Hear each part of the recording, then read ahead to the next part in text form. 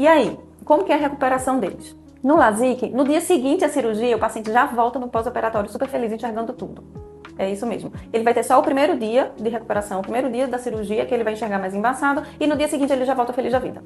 No PRK, a gente vai ter aí um paciente mais sofrido durante 3 primeiros dias. É uma cirurgia que traz mais desconforto no pós-operatório, mais sensibilidade à luz, lacrimejamento, dor. O paciente fica ali uns 3 dias mais dentro do quarto, porque fica muito sensível à luz mesmo. E aí a recuperação da visão é de forma mais lenta. Eu diria que o que o paciente do LASIK tem de visão no dia seguinte ou por volta de uma semana, o paciente do PRK vai chegar em 40 dias. Mas, porém, contudo, todavia, todos os pacientes que fazem PRK e voltam para mim no pós-operatório, eu sempre pergunto: e aí, faria de novo? E todos eles respondem que fariam. Porque o desconforto é passageiro, mas o benefício é definitivo.